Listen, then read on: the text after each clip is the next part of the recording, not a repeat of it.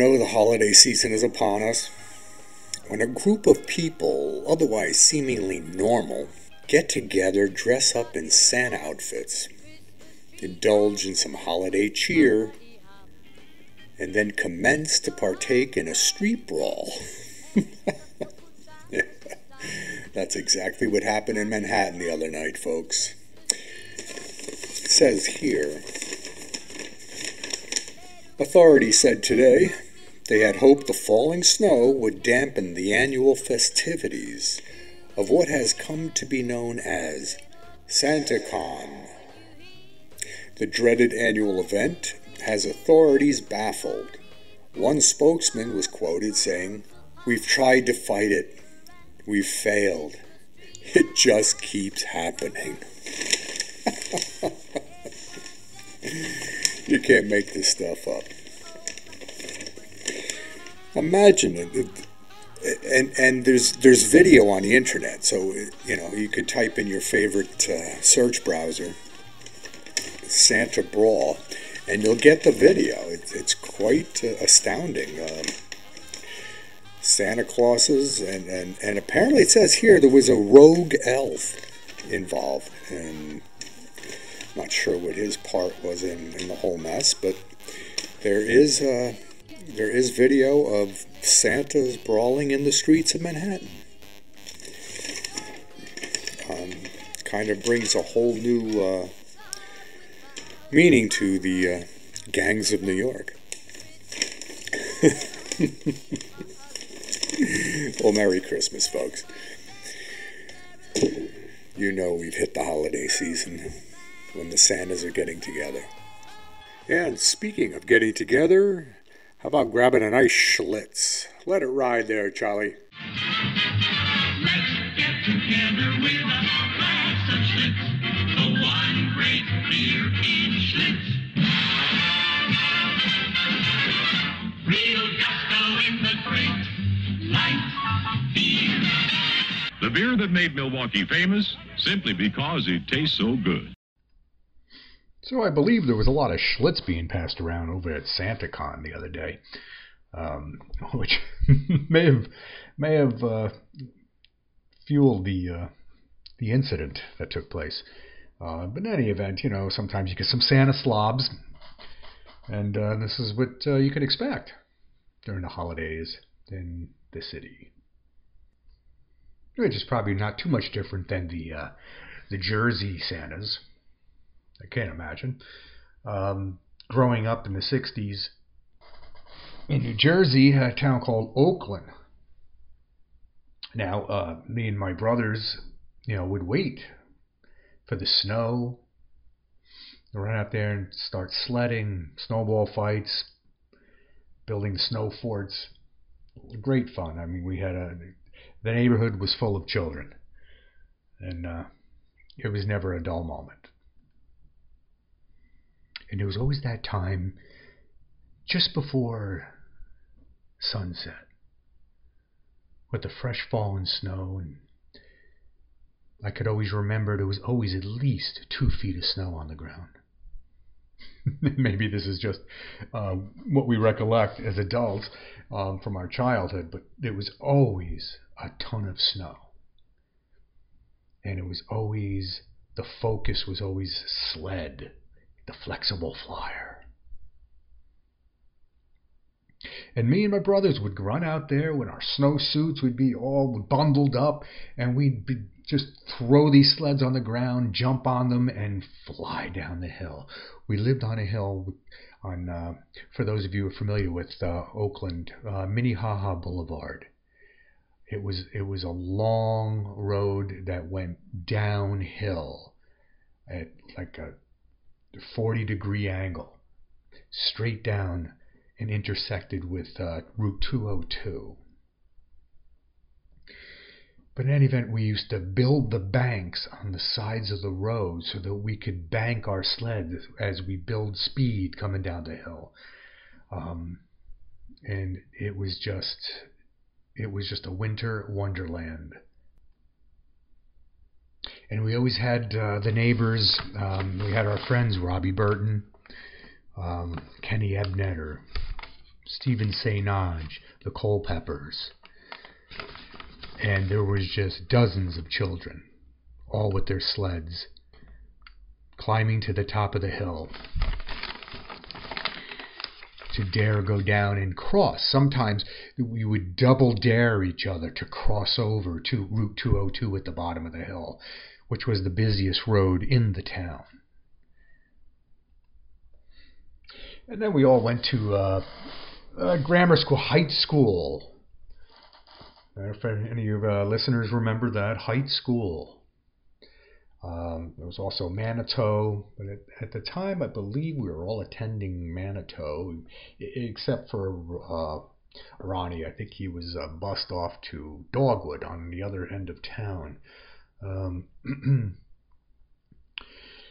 But we attended Heights School, probably for my first 8 years of school. I can remember I was in the 8th grade. My teacher was Mrs. Wyckoff. Now, they would always seat us alphabetically, so I was always in the back of the class, having a last name at the end of the alphabet. And we used to hang out there right by the coat racks. You know, it was always a constant sensory experience in the back of the class, with the smell of the wet wool coats and the scent of black rubber and canvas boots toasting close to the radiator. And let's not forget the cornucopia of culinary delights emanating from the numerous brown paper lunch sacks. Twinkies, Fritos, Fudgetown cookies, confectioner's sugar, and salty snacks. Just a constant distraction. Now, my desk was situated near the window, where I could just gaze out to the real world and observe all what Mother Nature had to offer. Usually not much, some gray squirrels and perhaps a bird here and there. Sometimes, once in a while, you'd see the custodian dragging a barrel of some kind of debris over to the incinerator. What a wonderful career path. Burning stuff. And I was already distracted, and class hadn't even started yet. My attention was quickly diverted back to the classroom as Mrs. Wyckoff asked for everybody's attention. For this was the day that we began planning on decorating the classroom. And as Mrs. Wyckoff stood up in front of the class, "I think it would be a good idea if we took up a collection of 25 cents each to go towards the purchase of a nice Christmas tree for the classroom." So, of course, the kids heard Christmas tree, so they all got excited, and everybody was shouting, and, "Ooh, ooh, Mrs. Wyckoff, ooh, ooh, ooh, I got an idea, I can do this, I can do that." Everybody had an idea. And I sat there in my seat by the window, not knowing what to say. But I wanted to come up with an idea of my own, an original idea of my own, and never really having one, I remained silent. And Mrs. Wyckoff turned and started talking about the purchase of a nice tree, and then it hit me like a ton of bricks. It hit me, and I stood up and I declared in a confident voice. I said, "Mrs. Wyckoff, I'm going to go into the woods and cut down the most perfect Christmas tree that anyone has ever seen, and I will bring it into class tomorrow." Well, I guess it comes a time, in your life when you see an opportunity to distinguish yourself, to set yourself up above and apart from the rest of the unwashed masses. Today would be the day where either great things would happen or dismal failures would take place. Oh my God, what did I just say? My lips went numb and I could feel my face flush. Everybody in the class just went silent. Everybody turned and they looked. Mrs. Wyckoff lowered her arms down to her side and she smiled and looked at me in the eye. I couldn't move. I stood there scanning the room for my classmates' reactions. Mrs. Wyckoff then spoke up. "Well, that's a very nice gesture, William, but I don't think we could ask you to take something like that upon yourself." She was giving me a way out. But did I take it? No. I stood up and I said, No, I have the tree already picked out. It's the perfect tree. It's about 7 feet tall, and I'm going to get it for our class. Really? The entire class cheered, and the door to my only opportunity to get away closed before my eyes, and Mrs. Wyckoff had no other choice but to accept my Christmas tree plan. Now Mrs. Wyckoff started taking volunteers to bring in different ornaments and tinsel and different decorations for the class as I sat there quietly, thinking to myself, kind of smugly, tinsel, come on. You're bringing in tinsel? How about a tree, a Christmas tree? Tinsel. And it appeared that Mrs. Wyckoff was reading my mind. For that very moment, she looked at me, and she glanced over her shoulder at me with a glint in her eye and a faint smile on her face. And I knew, son of a gun, she didn't think I could deliver on the goods. And the two people in the class that knew me the best, Robbie Burton and Kenny Ebnetter, were just glaring at me, their mouths dragging on the floor, thinking to themselves, how's Bill going to pull this off? I, too, was wondering the same thing.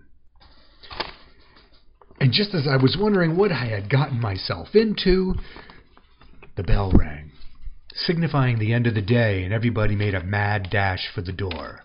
Now, Robbie, Ebnetter, and I waited out in the parking lot waiting for my brothers, Larry and Charlie, for the long walk home.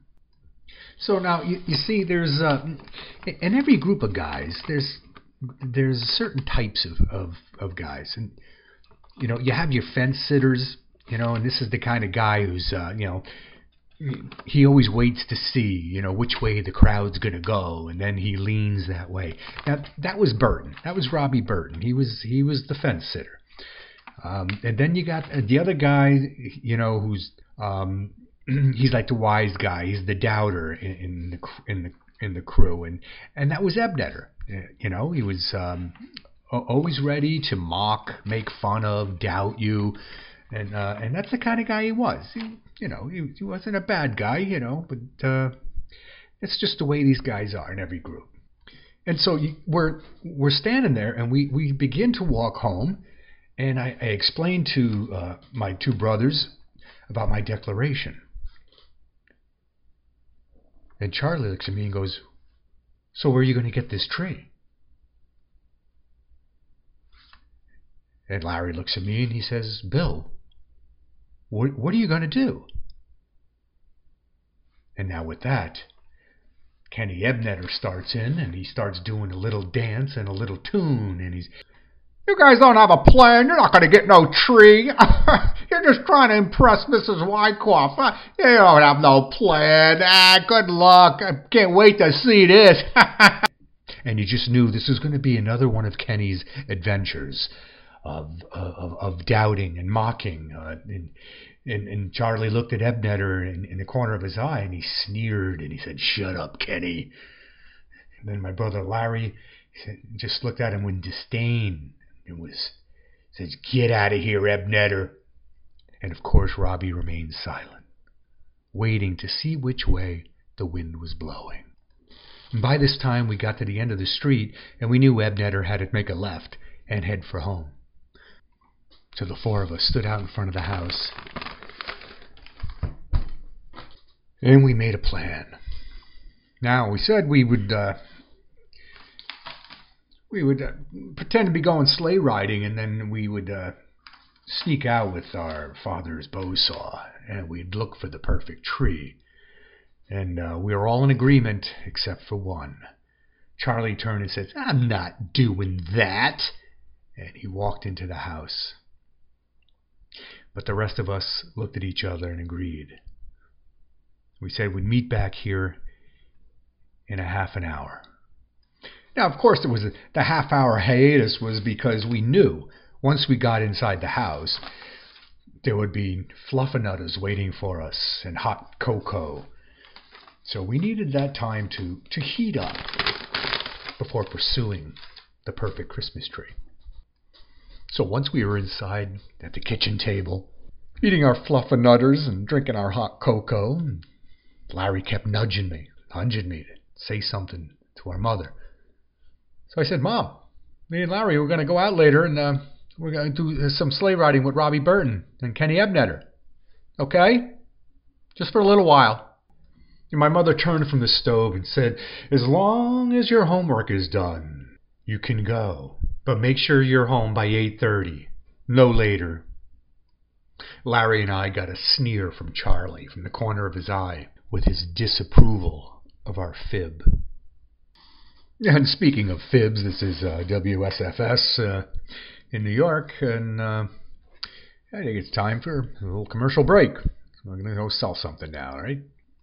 Hit it, Charlie. Yahoo! Mountain Dew! Oh, beautiful Sal was a stone-hearted gal, refusing to bill or to coo. But Clem was right smart. He appealed to her heart with that gal getting good old Mountain Dew.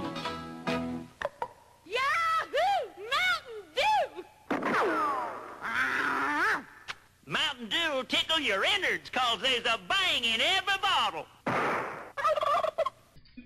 Ah, yes, a good old Mountain Dew. Give me some of that dew. Where were we? Ah, yes, the kitchen table.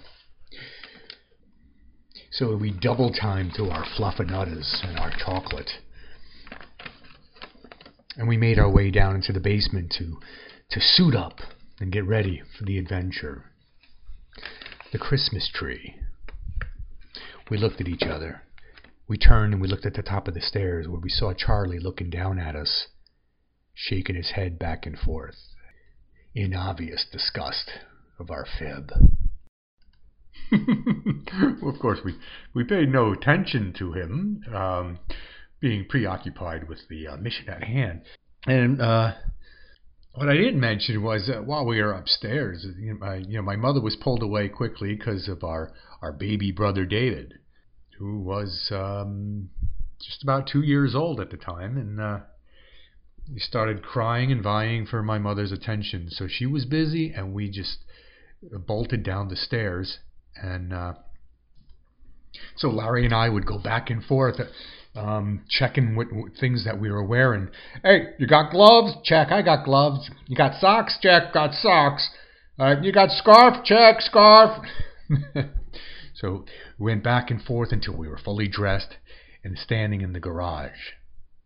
Larry grabbed my father's bow saw, tucked it under his arm, and we lifted up the garage door, and the wind just blew in with fresh fallen snow. And we could see at the end of the driveway, Robbie Burton was standing there, walking back and forth, trying to stay warm. And the snowflakes had started to fall heavy now. And we walked to the end of the driveway to meet up with Robbie and began our descent down Minnehaha Boulevard to Route 202. No sooner did we start walking down Minnehaha did we hear a voice behind us saying, "Wait up! Wait up!" We turned, and sure enough, it was Kenny Ebnetter. Now, none of us wanted him along on the trip because we knew what kind of trouble he could cause.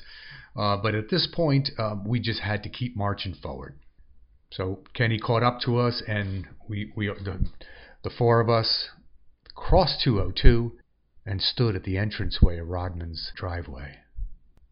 Now, of course, we had plenty of Army skills from watching combat on TV and the Rat Patrol and things like of that nature. So we didn't want to make tracks going down Rodman's driveway, so we stepped off into the woods and paralleled the road as we walked in. Larry and I would set a fast-paced march in hopes of losing Robbie and Kenny. Now the snow was about 2.5 feet deep, and we were just lifting one leg after the other, up and down, trying to march quickly through the snow. And eventually we came upon a stream, which both sides had high ledges on either side. Larry, myself, and Robbie leaped the stream, without an issue. However, Ebnetter, being short and stocky, had to get a running start.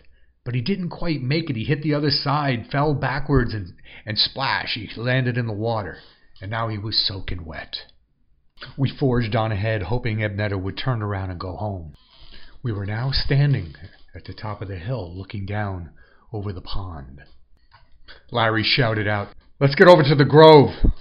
We'll have protection there from the wind and the weather." So we scrambled over to the pine grove. Now the pine grove was this row of pine trees that were so tall, ranging anywhere from 30 to 50 feet high, and the spread was about half the size of a football field. Now once underneath those trees, you were protected. You could see 2 feet of snow all around you, but under there, you were protected from the wind and the snow. The ground was just covered with pine needles. But there we stood, in the grove, looking up and wondering who would be the first to scale the tree. Then came running up was Robbie and a very wet Kenny. We didn't lose them, but now that they were there, they could bear witness to what was about to happen. Now Kenny Ebnetter complaining, "I'm all wet, we should go home, I can't stand here and wait for you guys to do this." And Larry stopped and stared at him and just said, "Get the hell out of here, Ebnetter. You're not going to spoil this for us now." With that, Ebnetter went silent and just kind of faded into the background. And then I interrupted him. I said, "This is our tree, this one right over here." And everybody stared at me for a moment. And they said, "Are you sure? Are you sure that's the tree?" "Yeah, I'm positive. I saw it as we came in through the grove." The three of us stood around the tree, all staring upward into the massive density that the branches brought. And I think we were all thinking the same thing. How were we going to get up there? And it was at this point that I felt the full impact of the declaration that I had made earlier in the day. And I looked at Larry, and he looked back at me, and he nodded his head. In kind of a confident type of nod, like, "We can do this." And I was thinking, we better do this, or we'll be the laughing stock, especially with these two witnesses that we have sitting over here on the needles. Those two, Robbie and Kenny, the two witnesses that would announce to the world as to our success or failure. And sometimes,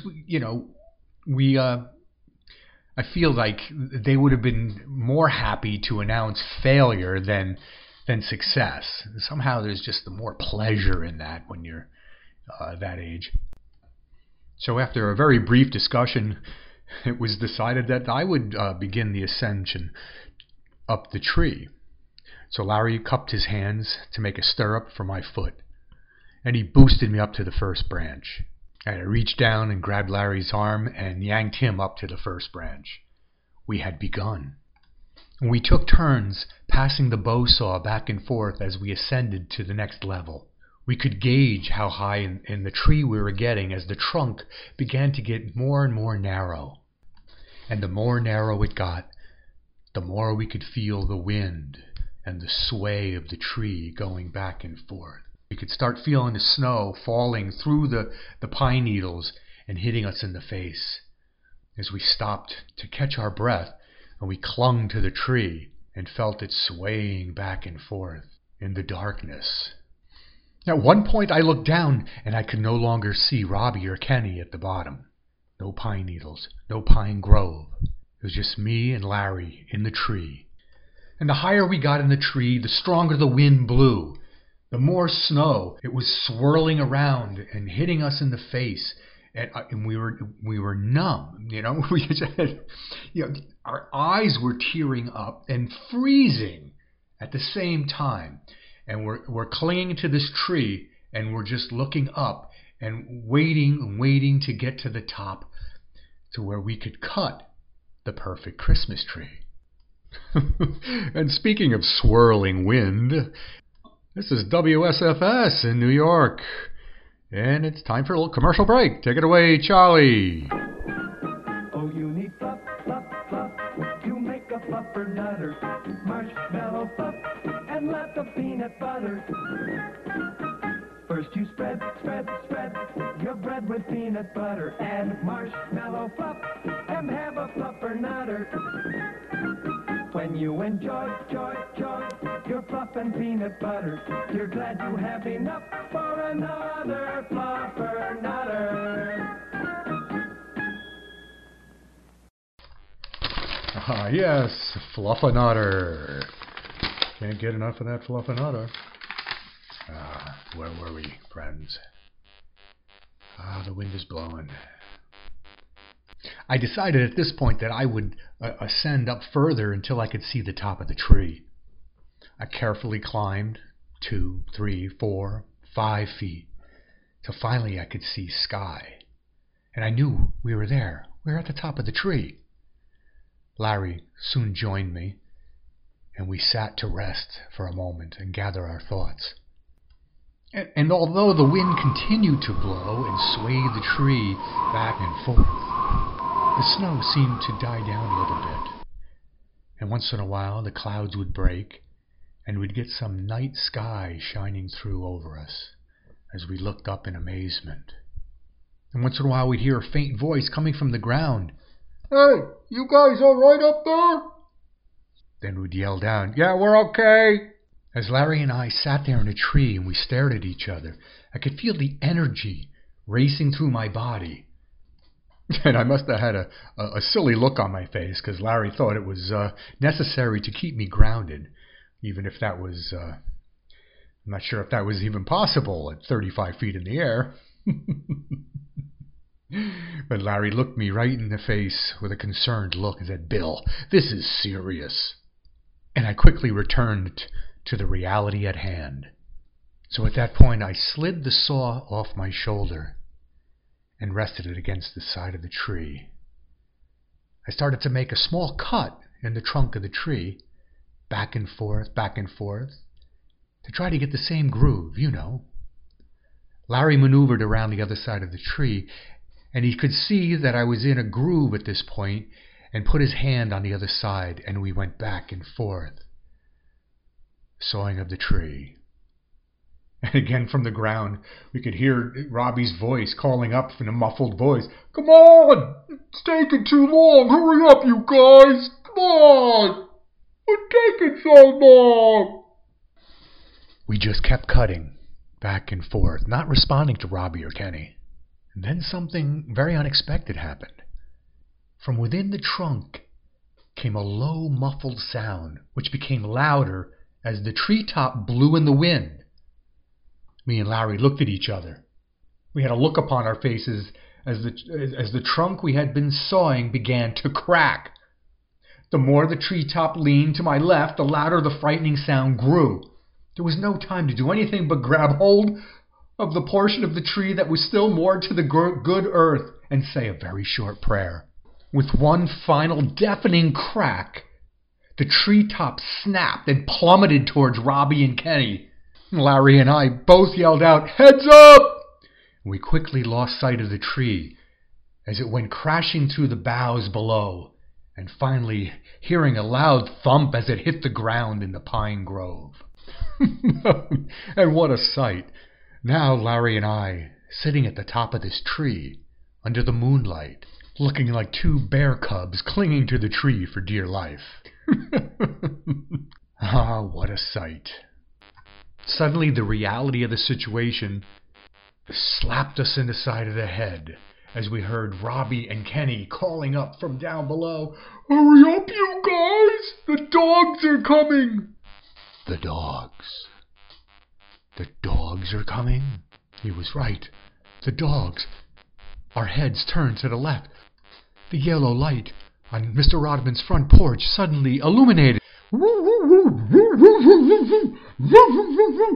The dogs were loose and coming quickly in our direction. The barking got louder. As we tried to descend the tree as fast as we could see both our classmates Kenny and Robbie trying to bury themselves in pine needles. It was the epitome of panic. And if the dogs weren't enough, the echoing sound of Mr. Rodman's screen door slamming rang out across the valley. "What is it, boys? Is it a deer?" Now these dogs knew there was no self-respecting deer or other furry woodland creature would be out in this torturous weather. Robbie and Abner buried beneath the pine needles. Larry and I, still in the tree, were still as the night. The dogs now just out beyond the grove with their nostrils flared and the low sound of growling in their throats. They could sense that human aroma. They stood tall with their tails straight back, the four of us frozen in time, waiting for the impending disaster of our fate. So after what seemed like an eternity, Mr. Rodman, who's standing out on the porch in his BVDs, must have been freezing. So suddenly he called the dogs back. "Let's go, boys. It's too cold out here." The dogs waited a moment. Some more growling. Then he yelled, "Let's go!" Then they slowly backed off, up the porch and into the house. We held our breath and we waited. There it was. The door slammed and echoed out, and we scurried down the tree and we jumped the last 10 feet and landed in the soft pine needles.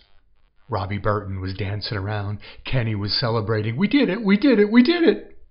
Larry and I just looked at each other and we grabbed the tree and we started our long trek back through the woods, leaving Robbie and Kenny in the grove celebrating on their own.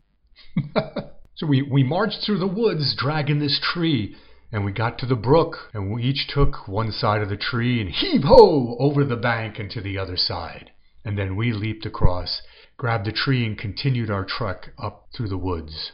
We had now entered the area of the woods where the snow was very deep, and we stopped to rest for a minute. In the distance you could hear Robbie Burton coaxing Kenny on to jump across the stream. And then there was silence, and we sat and waited, and sure enough it came. Splash! Kenny went in again. It never fails, folks. We dragged the tree all the way up Minnehaha Boulevard to our house, and there we stood, in the darkness, in the cold. And we needed a place to put the tree so that it wouldn't be found by our father when he got home. So there'd be no questions as to where did the tree come from. We looked to the side of the house, we looked to the front yard, and then Larry said that, why don't we just place it in the snowbank so it looks like a real actual tree just growing there. Fabulous idea. And that's what we did. We jammed the tree into the snowbank and lifted it like two Marines at Iwo Jima. And there the tree stood, as if it were there the whole time. Larry and I looked at each other with satisfaction. We high-fived, and then we entered the garage and into the basement for the last time that evening. Yes, folks, it was coming to a close. We opened the basement door into the kitchen, where our mother was standing, mixing some hot cocoa. She turned and smiled. "Did you have a nice time sledding?" We sure did. And we felt a little guilty about that. We had our cocoa, and we went off to bed. I don't think I ever slept that good before. Well, the very next morning, I leaped out of bed, ran across the hall into my brother's room, jumped up on their bed and peered out the window, for I didn't know that it was real. It all seemed like a very, very, very long nightmare. But there it was, the tree, sticking up out of the snowbank as we left it. I could feel the adrenaline running through my veins. I was in the home stretch now. I could feel victory. I dressed, fed, and was out to the garage door like a flash, with Larry and Charlie right behind me. They helped me with the tree, and we dragged it and carried and dragged it and carried and dragged it all the way to the Heights School. I was like Julius Caesar entering Rome in a triumphant parade at the head of his army.